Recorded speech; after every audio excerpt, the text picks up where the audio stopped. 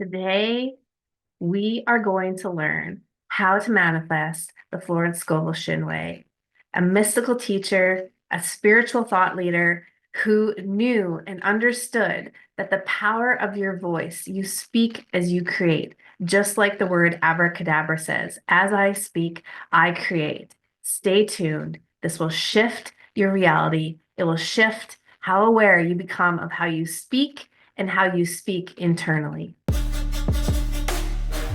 Welcome to Winning the Divine Lottery. I'm your host, Amy Dawes. The game of life and how to play it was how I first got introduced to Florence Scovel Shinn. I listened to her audiobook on YouTube. It is available there for free. I highly recommend going to listen if you've never heard of Florence Scovel Shinn. This is when my life really started to open up and understand how I think the internal narrative, how I speak to myself inside my own mind, and also what I say over and over again with emotion and belief and conviction externally literally creates my reality. This is a game changer. It changed my life. And I know if you take these things that we share here today on the podcast, it will also change yours.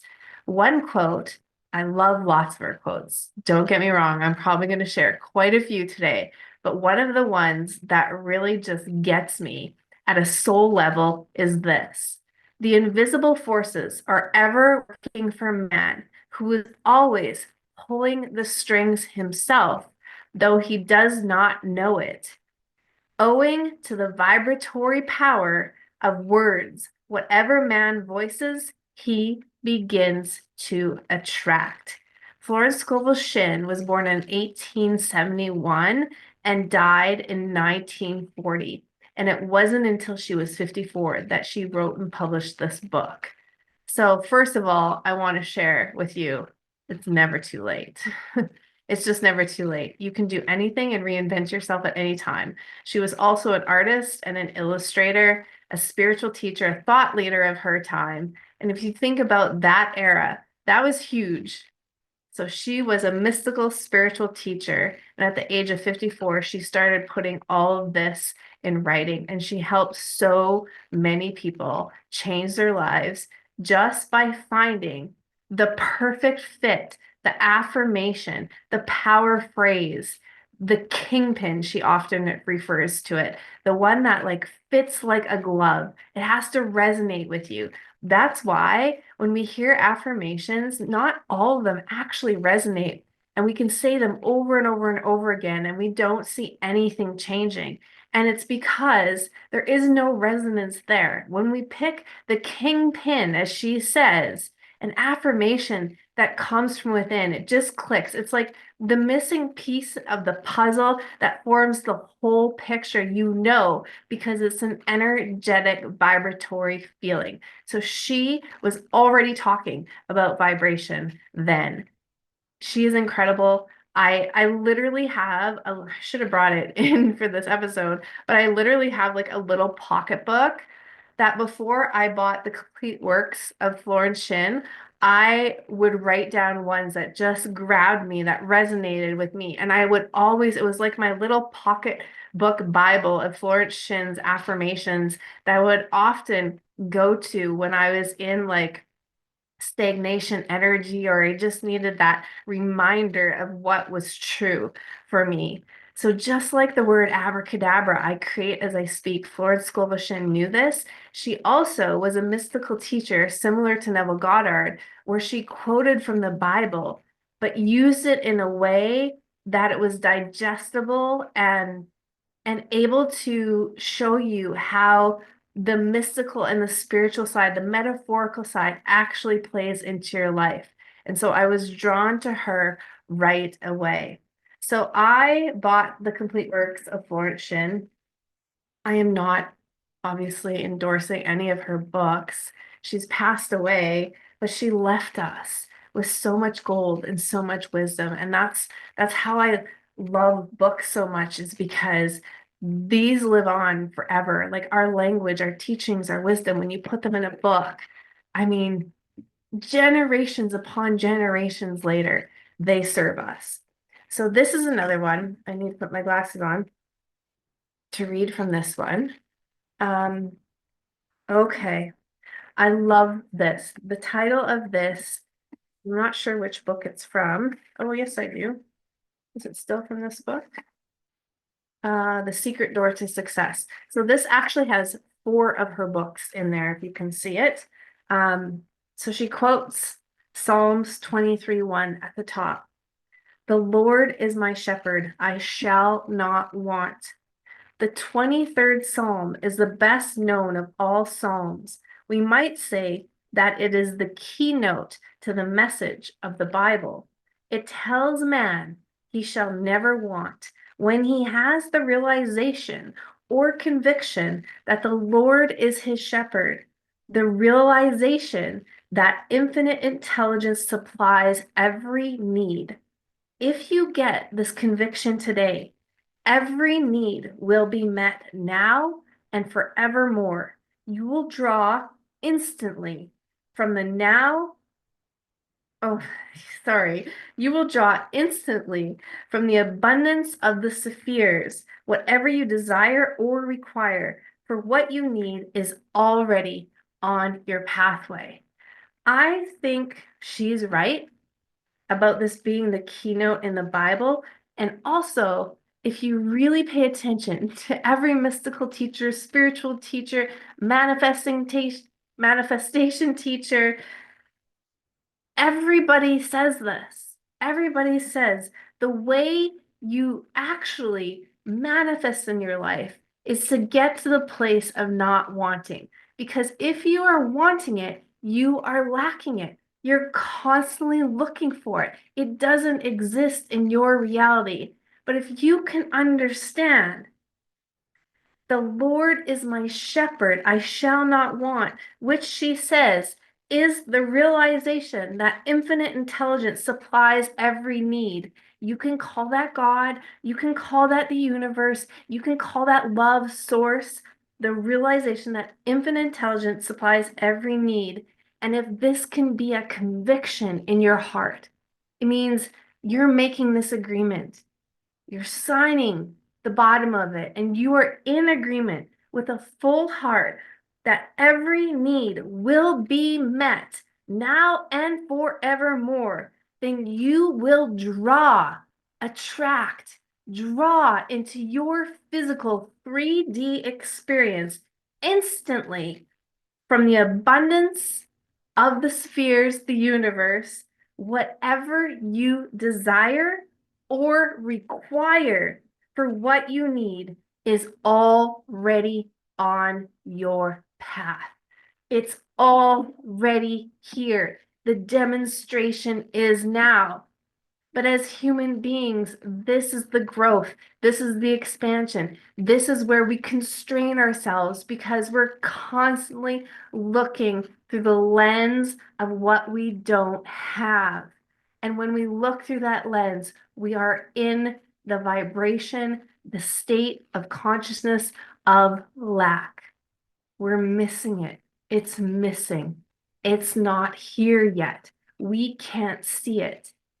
But having faith is stretching your belief, expectancy, assumption, and conviction into the field of awareness and understanding how this works.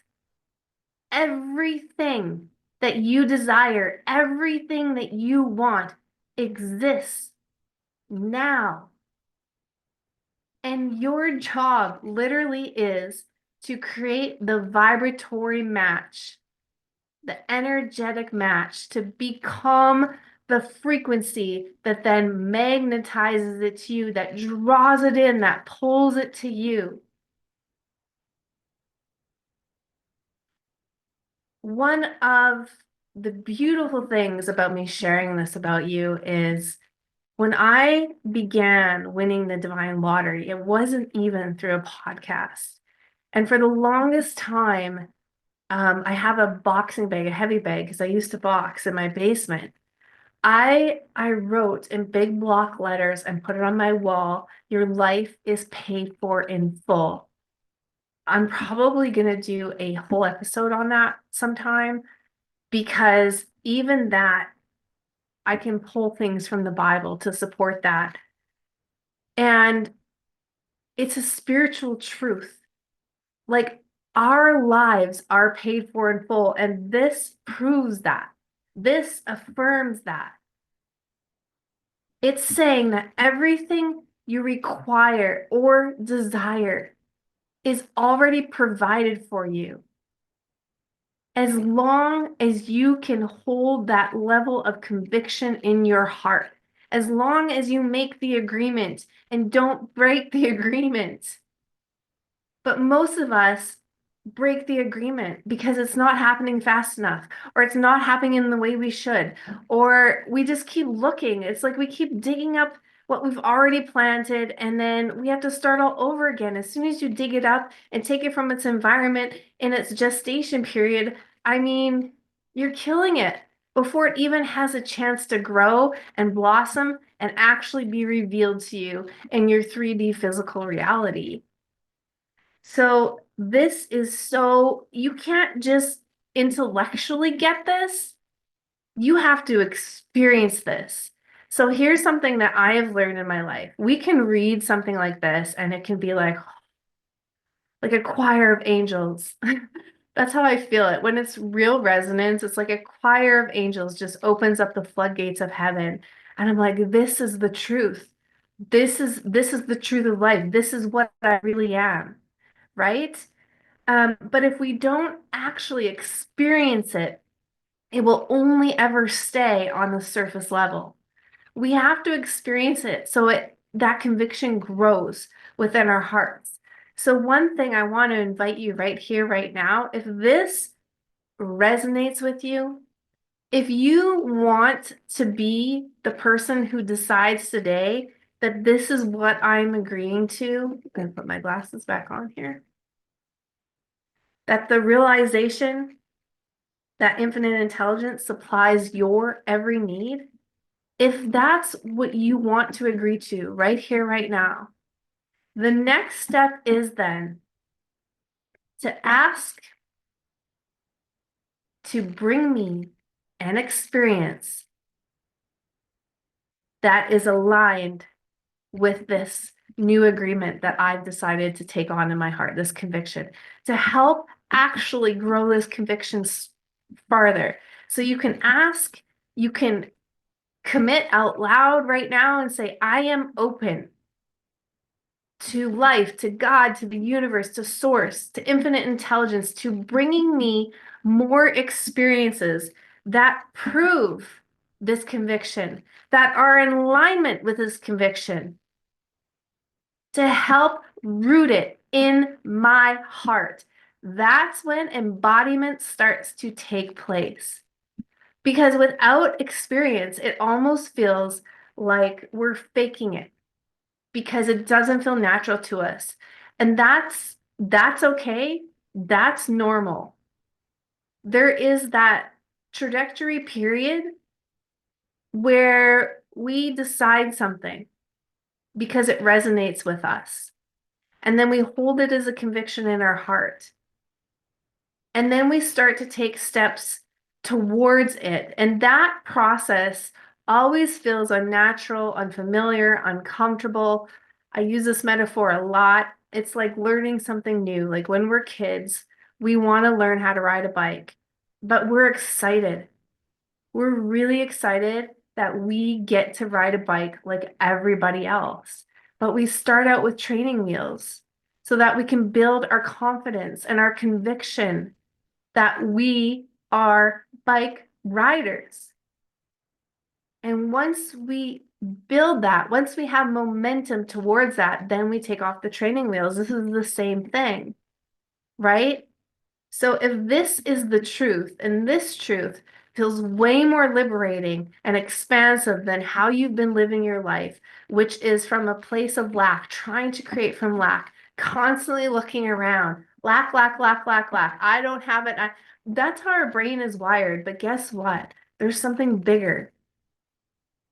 that when you have your brain and your heart and your gut aligned, and your thinking and your speaking and your behavior, the action you take aligned, there is coherency that happens.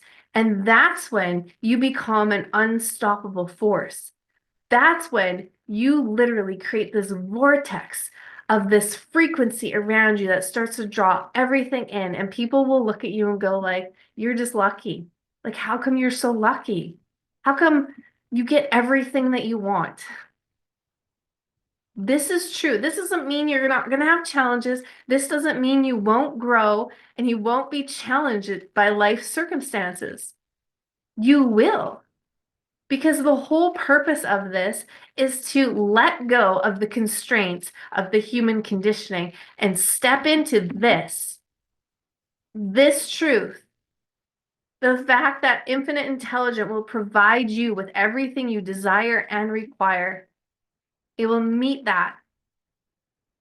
And your human constraints, which are your limitations, your limited ways of thinking, your limited constructs that you've made of yourself and the world, they will try to tell you how this is going to go. But that's the known. This exists in the unknown. Infinite intelligence is the unknown. So often, when these experiences, when you ask for these experiences to start showing up in your life, being open means being open to the unknown, being willing to be surprised and delighted. Because when you're willing, and trust me, your soul wants that, when you are willing to be surprised and delighted, it's often way better than the constraints could have come up with. Let's flip to another one. Oh, this is so good. Maybe one day I'll read this whole book. I love this. It's actually just on the previous page. Depend upon your invisible supply, the bank of the imagination. Let us now attach ourselves to God and have peace, for he shall be our gold, our silver, and our riches. And she's never referring to God in these books and in her writings and teachings as somebody in the sky, something religious. She is referring to God as infinite intelligence, the source. Depend upon your invisible supply, the bank of imagination. So, the bank of your imagination is your invisible supply. So your imagination plays a huge role in this. We imagine all day long, and often it's imagining the worst case scenario or imagining what we already know. We project all of the time into our present day and into our future. As kids, we use our imagination for play. As we get older, we stop doing that, most of us.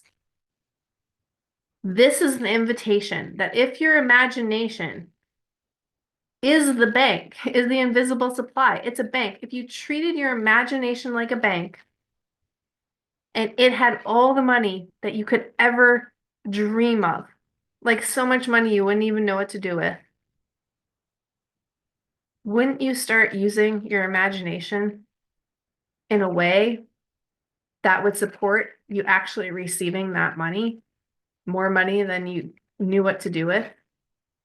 I'm pretty sure you would. Well, she's saying that that's what's true here. The bank of imagination is your invisible supply. So when you can imagine something with such conviction, that's getting your thinking right. That's seeing yourself in the end, like Neville Goddard talks about, seeing yourself in the wish fulfilled. You're imagining yourself already there, being that person, experiencing that life, feeling those feelings, walking that life, speaking that way. And it's about imagining what it would feel like. What would it feel like if your desires were already taken care of, that you knew without a doubt that everything that you desired or required would come to you without you having to stress about it, without you having to constantly look at the calendar or look at the past and say, oh, it's been like 2.5 years already. Still here, still lacking. What if you could experience more and more and more you in the having of it?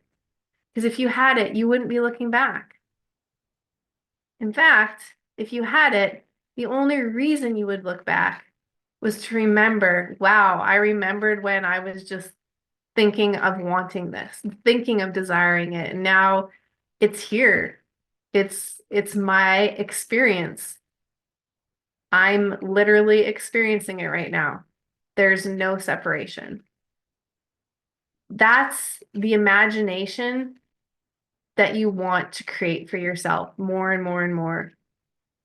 I also love, I'm going to reread the second sentence. Let us now attach ourselves to God and have peace, for he shall be our gold, our silver, and our riches. So that attachment, I actually love that she used the word attach because we are always trying to detach and have this non-attachment, which is very healthy.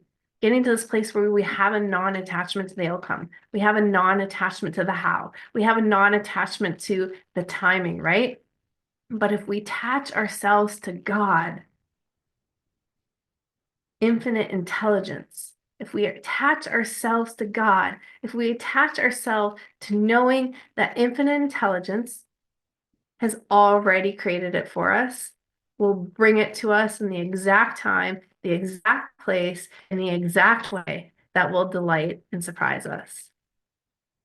Then that infinite intelligence is our gold, our silver, and our riches. And I personally know this from experience. I call this the mystical too, because infinite intelligence manages the mystical. Mystical experiences are unknown experiences that delight and surprise you. I have so many examples of this that I've shared on past podcast episodes. Even when you think things aren't working out and things aren't going your way, part of infinite intelligence design is to create order. So it knows what it's doing. Even if you feel chaotic and disorder in your life, that is a rearranging of all the elements, all the energetic pieces that need to take place in order for you to realize your desire or what you're requiring right now to bring you to the next step of whatever you're asking for. Mm. Let's randomly, I love using books like Oracle, like an Oracle. And ooh, is it going to be in here? It's funny because the first word I see is loss. And I've actually spoken about this on previous episodes that one of my favorite quotes that I often use in my own life around loss that Florence Scovel says is there's no such thing as loss in divine mind. To me, that speaks volumes. To me, that when we lose something or someone, that if we're looking at it through the lens of loss, then we're not seeing it correctly. We're seeing it through the lens of the 3D human. And that doesn't mean that we should what's the word I'm coming at? That doesn't mean that we should reject our human, okay? That doesn't mean that we're not allowed to grieve, that we don't go through a process of transition. That's not what this means. But it means that for everything we quote unquote lose, there is something better that's going to come in and take up that space. I know that's a really hard one, for when we experience real loss. And real loss can be, a loved one. Real loss can be a career. I mean, we experience the pain of that, but we only experience the pain of that through the lens of the identity who believes that we lose things. And what Florence is saying is divine mind never makes you lose something. It allows things to fall away so you can experience actually something more. For an example, when I quote unquote lost my dad, I never felt like I lost him, but I'm going to use that because we're talking about loss. Is I feel because I was in such a place of presence that the gift, the more that came through for me was the experience of transformation. How I experienced my family, how I experienced, I still get teary-eyed. But these are tears of like such gratitude and reverence for life. How I experienced my dad as like this brave soul who could choose to come off life support. Like how much courage that took to surrender to his body dying. Who I became was so much more than the loss of my physical dad. That's an example. Okay, let's move on before I start the floodgates of tears here. Okay. Hmm. So she often, if you ever get this book, she has like a whole section on like just affirmations and how you can use them. This is your word is your wand. This is people would often go see her for like prosperity sessions. And she would hear what they're saying, and she was like, no, go home and do this, say this, or take this action step. And it was always like a higher way of speaking or a higher action step. So this one says, I now stand aside and watch God work. This is tying into everything I've already shared with you here. Um, it interests me to see how quickly and easily he brings the desires of my heart to pass. That's the complete opposite of what we all do. I needed to read that again for me. I'm not a patient person. I have to work at that skill. I've had to work at that skill for a very long time. And sometimes it's hard to be patient, and other times it's actually really easy. When it's hard is when it comes to my own desires, though. When it's easy, it's with other people. So who else can relate to that? Yeah. I now stand aside and watch God work. It interests me to see how quickly and easily he brings the desires of my heart to pass. I love how she said, it interests me because we aren't making this so serious, right? When we have an interest in something, we're curious. And curiosity actually helps open and expand us when we become curious about something. So it interests me to see how quickly and easily, rather than doing what we normally do, which is do, do, do, do, do, do. Why the fuck isn't it here yet? Do, do, do, do, do, do, do. I hate this goddamn song. Do, do, do. Okay, I usually don't swear, but that was pretty funny. It interests me to see how quickly and easily he brings the desires of my heart to pass. Can you imagine if you just ate that for breakfast, lunch, and dinner every day? And I use that term, I coin that all the time, eating it, because we really have to digest it. We have to learn to digest it. We have to learn to digest it so that our body, being the subconscious mind, starts rewiring itself to a new program, which is actually the truth. You might think it's true that your desires take a long time, but that's because you've been speaking that inside and externally. So you've been recreating that for yourself over and over and over again. But it interests me. Doesn't it interest you to see how quickly and easily he brings the desires of my heart to pass? Wow.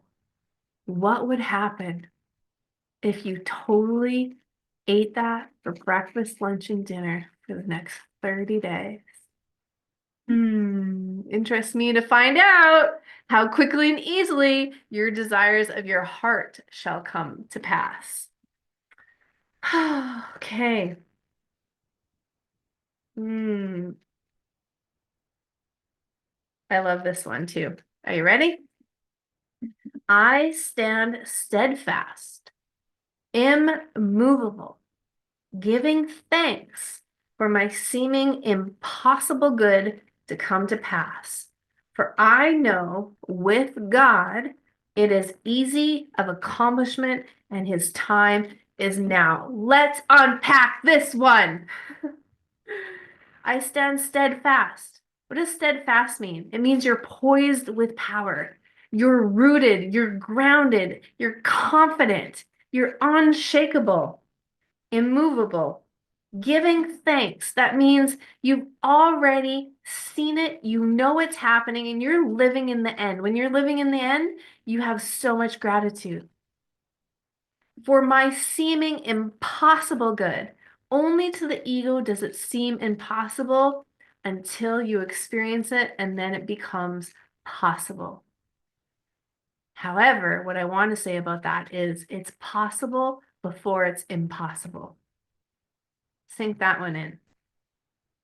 Okay, for my seeming impossible good to come to pass. For I know, hmm, with God, with infinite intelligence, with the universe, with source creator, it is easy of accomplishment. I love how she said that. It is easy of accomplishment. It's easy to accomplish. It's the opposite of hard. Most of us have experienced accomplishment of being really, really hard, of having to drag our bodies through time and space to get a certain result so we achieve an accomplishment. Florence Scovel Shinn is saying, no, it is easy of accomplishment, and his time is now.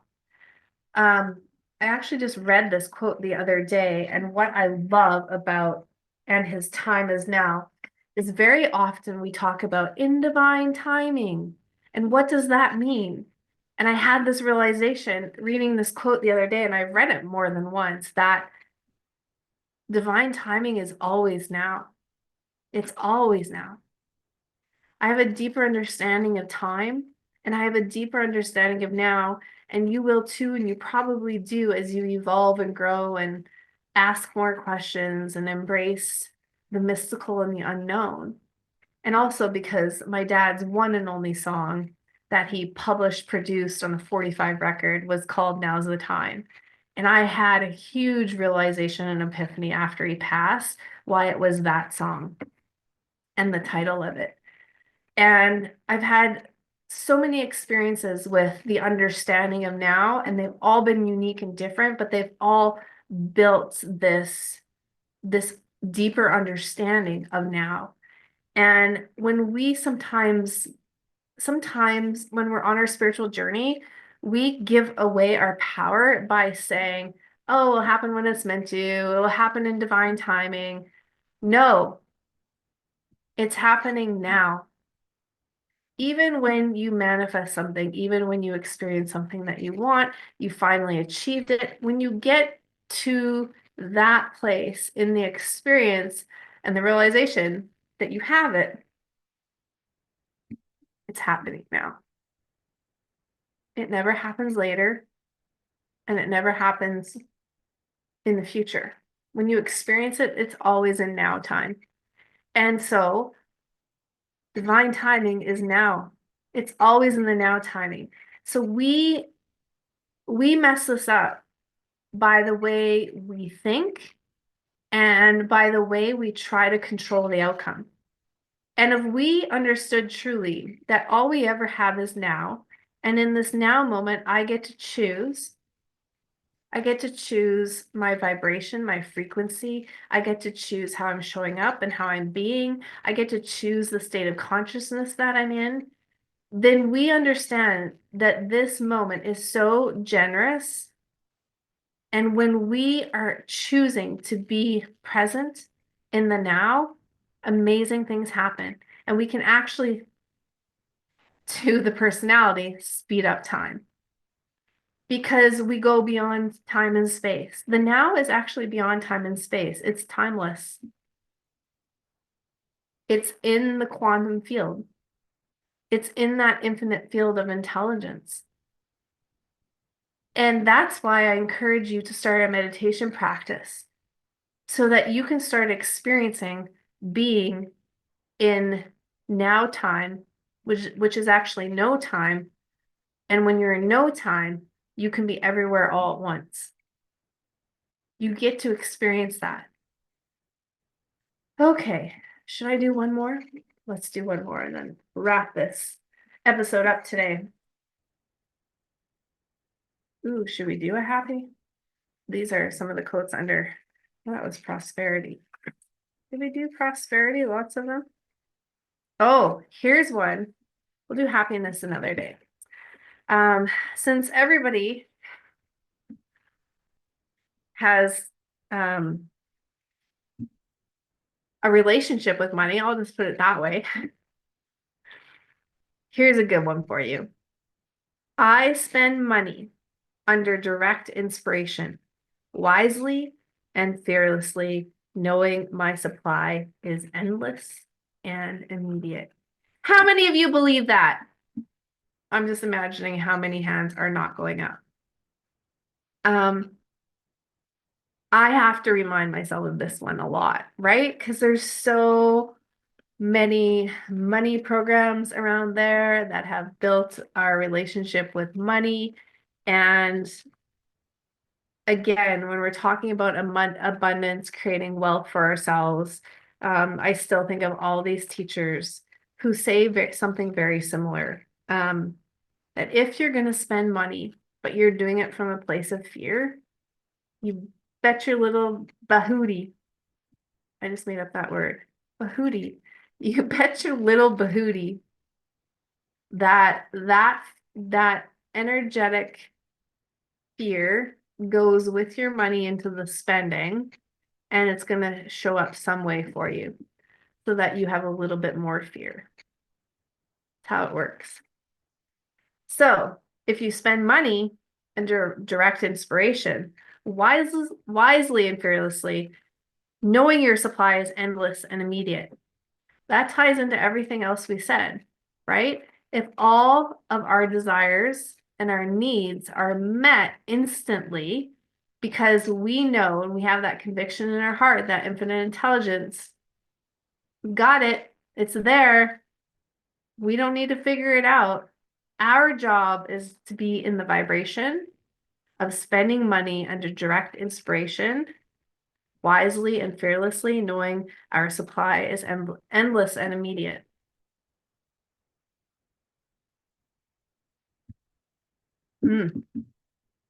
One that's right under this that just ties in beautifully to that is I am fearless in letting money go out, knowing God is my immediate and endless supply. Now, I want to share something with you because the more money that you make, if you're really wanting to create wealth in your life, the more money that you make, the more you're going to see those underlying programs that have built your relationship with money up until now. And I'm just going to share a personal experience with you that I received a large sum of money, and not at the very beginning, but when it was starting to get close to like where it was not going to be there anymore, I learned a lot about myself. And that was a fear of lose again, the lack, the money, it's out. What if no more money comes? What if this never happens again? What am I going to do now? Right? And it's such a blessing to have experiences. So this is what I'm saying. It doesn't matter how high you go on the scale of receiving more money, that every level is going to show you a new constraint, a limited belief that you have around money. And it's actually happening for your good. So you can finally let that part of your constraints go. So you can take off the handcuffs and just be free. And knowing even more that that infinite supply is endless, endless. I'm going to leave it right at that moment in time. It's now. I love you. I hope you enjoyed this episode like I did. It's so much fun. I really want you guys to know that wherever you are in your life, it's perfect. You're here for a reason. You are a miracle, a masterpiece in the making, and you're already whole and complete. I love you so much. We'll talk to you soon. Thanks so much for listening. If you found this episode valuable in any way, please share it with a friend.